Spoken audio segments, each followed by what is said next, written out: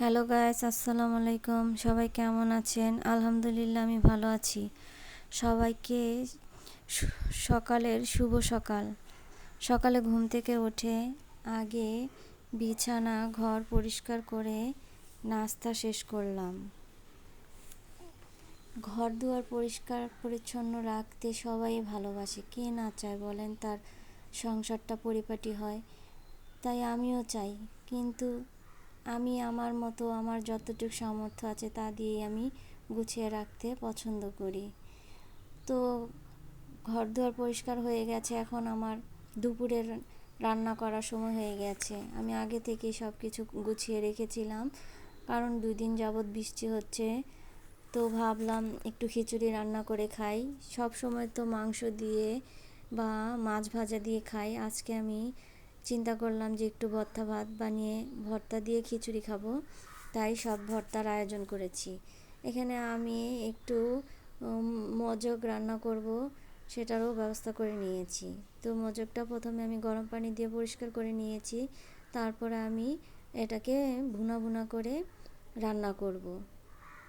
তো ভর্তা করার জন্য আমি সব কিছু গুছিয়ে রেখেছি। কাঁঠালের বিচিগুলো আগে ভেজে ছুলে রেখেছিলাম। এখন আমি ভর্তা করতে চলে যাব। একটা কড়াইতে আমি রসুন আর কাঁচামরিচ ভেজে তার মধ্যে ধুন্দুলের পাতা নিয়েছি। ধুন্দুলের পাতাগুলো ভাজা ভাজা করে নিয়ে এগুলো আমি ভর্তা বানাবো, কারণ এই ভর্তাটা আমার কাছে খুবই ভালো লাগে। আপনাদের কাছে কেমন লাগে তা আমি জানি না, কিন্তু আমার কাছে খুবই ভালো লাগে, তাই আমি এই ভর্তাটা বানিয়েছি। সময়ের অভাব নইলে আমি আরও কিছু আইটেম বানাতাম, কিন্তু এখন অনেক সময় হয়ে গেছে, ভর্তা করতে করতেও অনেক সময় লাগে। এই জন্য আমি বেশি আইটেম করলাম না। কাঁঠালের বিচি ভর্তা, পাতা ভর্তা আর আলু ভর্তা আর মজক ডিম ভেজে খাবো, তাই।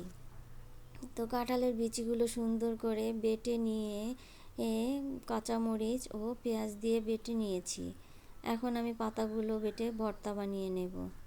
তো পাতা ভর্তাটা দেখতে দেখেন কত সুন্দর লাগে, জানি আপনাদেরও ভালো লাগবে। অবশ্যই আপনারা খেয়ে দেখবেন যে এই পাতা ভর্তাটা কেমন হয়েছে। আমার কাছে তো খুবই ভালো লাগছে, আপনাদের কাছে কেমন লাগে এখন দেখেন। তারপর আলু ভর্তা করে নিলাম। এবার মেয়েকে গোসল করাতে বাথরুমে নিয়ে গেলাম। গোসল টোসল করিয়ে মেয়েকে কাপড় চোপড় পরিয়ে দিয়ে আমার রান্না প্রায় শেষ হয়ে গেছে। তো ভাবলাম নিজেও একটু গোসল করে নিই। নিজের গোসল করা হয়ে গেছে, এখন আমরা খেতে বসবো। তো ভর্তা ডিম ভাজা দিয়ে খাওয়ার মজাটাই আলাদা। কেমন লাগলো